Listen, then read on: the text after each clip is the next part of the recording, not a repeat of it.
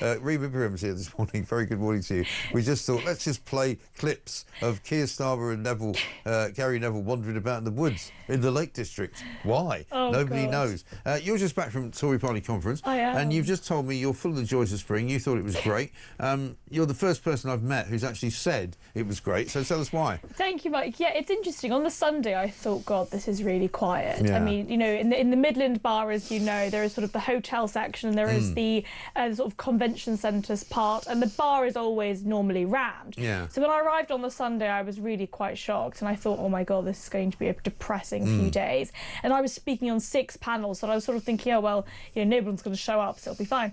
On the Monday morning, I spoke on a panel on young people. It was the Next Generation Tories, and it was packed full of young people that were really excited to be there. And then throughout the day, I sort of noticed that the room had sort of filled up. So maybe it was just people arrived late on the Sunday, I'm not sure. But it was genuinely, it had a bit more of a buzz to it. Now, don't get me wrong, it was absolutely quieter than in previous years. But people saying that it was completely empty, I mean, it's just totally untrue. And where you really notice where it was filling up is in the evenings, actually. People were excited, and look, I spoke to quite a few young people. I did some vox pops and spoke to people, and they said, yeah, things are pretty bad for the Conservative Party. We're sort of facing an existential threat, but I'm here to fight for it. And I sort of thought, well, you know what, fair enough. So do you think it's a sort of salvageable exercise? Because a lot of people have said to me in recent weeks that, you know, the Tories are dead. They really, the party's gone. It's finished. They're never going to really be a power politically again in this nation, because what's really happened is that Reform hasn't kind of moved to the right. Reform have kind of replaced them, if you like. Yes, and you know, the Reform have also accepted lots of former Tories, right, which I think is a telltale sign of that. I think that with Reform, it is still a one-man band. I mean, Farage is taken far more seriously. He is taken far more sort of mainstream in that way than he previously had been. Right. However, if Farage left, I'm not sure there would be much party infrastructure at Reform. Whereas the Conservative Party is the oldest political party in British history, and for that reason it has local associations, it has party infrastructure, which I know it sounds boring, but it does actually matter when it comes to fighting elections. So whether or not the Reform will actually be able to completely replace the Conservative Party, I'm in doubt of. I think that basically what's been happening on the continent will probably end up happening here.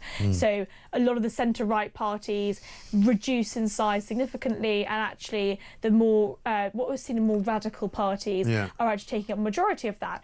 But in the UK, I think it's really interesting from a political realignment perspective.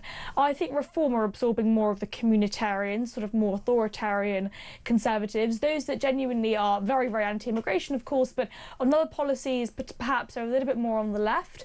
So, of course, Reform have said they want to lift the 2-child benefit cap. They say they want to spend more money, effectively, which, of course, would probably mean higher taxes on the wealthy. So it's interesting with Reform, whereas the Conservative Party can carve out a bit of a niche where they can be a bit more free market, perhaps a little bit more on the classical liberal side. Now, I'm not saying that's going to win them loads of votes, but it means that they'll probably end up specialising a little bit more in those two factions that have always naturally already been on the right. Yes, and because the question really is that how much, you know, can they influence whatever the government is doing? We've seen Reform influencing the government, you know, immigration policy alone. They've managed to get the government to talk about deporting people on a pretty large scale. They've managed to get them to say that they're going to, you know, get rid of foreign prisoners in our jails, all of that stuff. Whereas, you know, when I hear kids, you know, Kemi Badenoch yesterday talking about getting rid of stamp duty, a great idea, because those of us who would like to buy a house would say, yes, let's get rid of stamp duty. But it sort of feels a bit irrelevant, is the problem.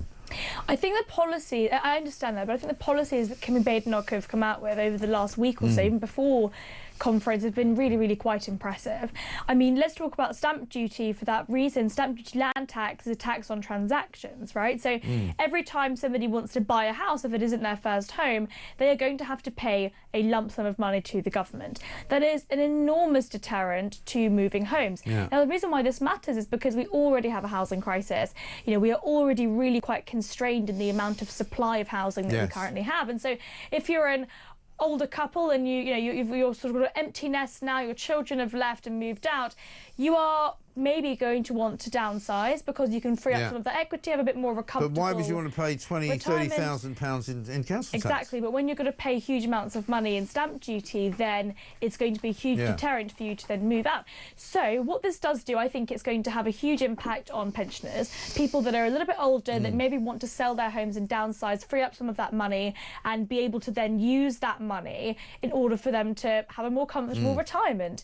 Those are the people that are really going to benefit. But also, those family homes, larger family homes, will be empty for younger families to then be able to move into. So it really is a win-win for everybody across the economy. I know we saw some very awful communists from the Mirror saying that this is only something that's going to benefit the wealthy, which is just completely untrue. Right. Anybody that understands how the market works knows the stamp duty gums up the market and hurts absolutely everybody. And the way that Rachel Reeves has changed the stamp duty taxes at the moment has absolutely killed off the housing market. You know, everybody's selling. Everybody from estate agents to lawyers to just ordinary individuals say there is no housing market right now. It's literally just disappeared. Anyway, listen, Reem, good to see you. Thank you very much indeed. See you again soon.